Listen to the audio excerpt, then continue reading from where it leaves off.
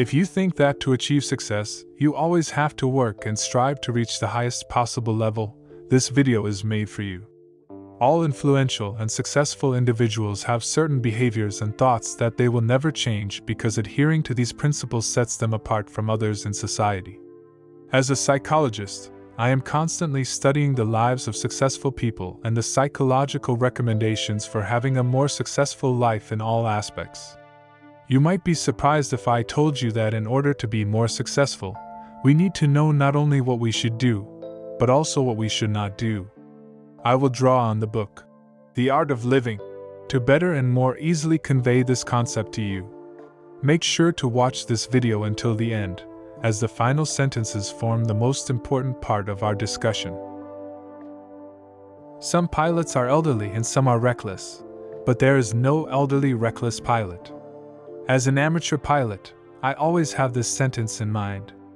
I enjoy the thought of one day being an elderly pilot, and this is certainly better than the other option. When I take off in my old single-engine airplane, I don't expect anything extraordinary. I just try not to crash. The potential reasons for a crash are well defined, including unfavorable weather conditions, flying without a checklist, flying while fatigued, and flying with insufficient fuel reserves. Investing in the stock market may not put your life at risk, but it exposes a significant amount of your money to risk. Most investors talk about rises and falls.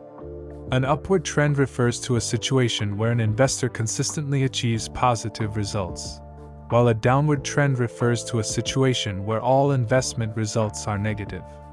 These expressions are also applicable to flying. Before and during the flight, I exclusively focus on all aspects of a potential crash and how to avoid it. On the other hand, events related to ascents rarely grab my attention.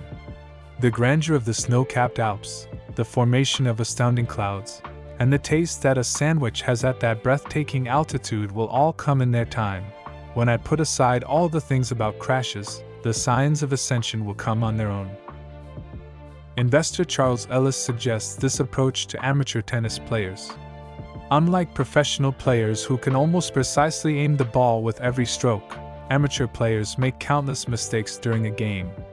They often hit the ball too high in the air or too hard, ultimately landing it in the wrong place on the court. Professional tennis is quite different from amateur play. Professionals gain points, while amateurs lose them. This means that if you are playing against an amateur tennis player, the best option for you is to focus solely on not making mistakes. Play defensively and try to keep the ball in play as much as you can. You'll see that after a while, the amateur's mistakes will start, and by not making mistakes, you win the game.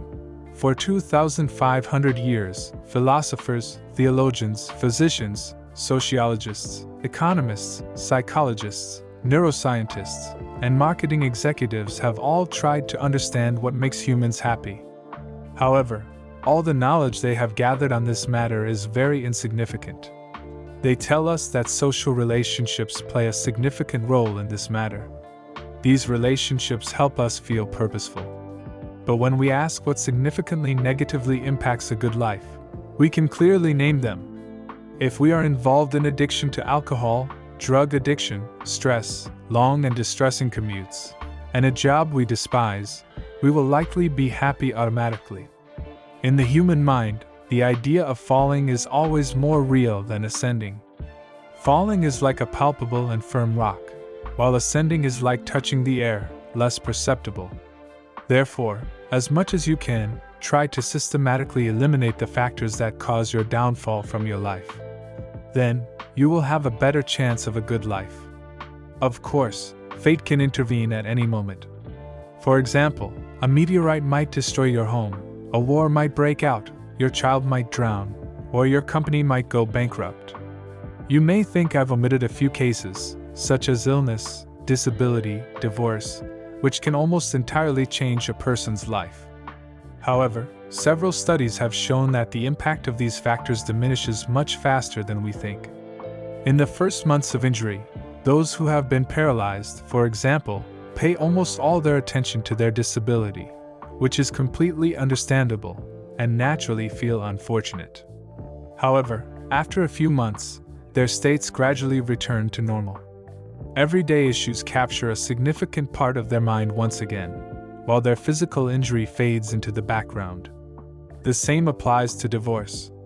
After 1 or 2 years, your pain and suffering have completely passed out of the land of tears. Investors like Warren Buffett and Charlie Munger, who have been successful in the long term, work with tricks, tools, and mental attitudes that are to a large extent applicable in everyday life. Warren Buffett always avoids falling, meaning he is cautious, especially about things he should avoid.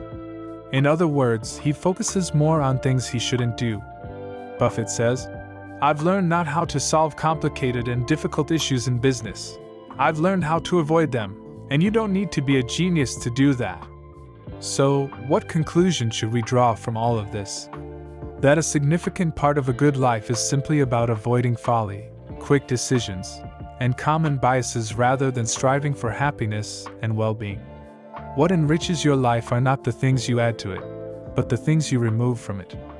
Lastly, I invite you to think about this humorous saying, as Munger puts it, "All I want to know is where I'm going to die, so I'll never go there."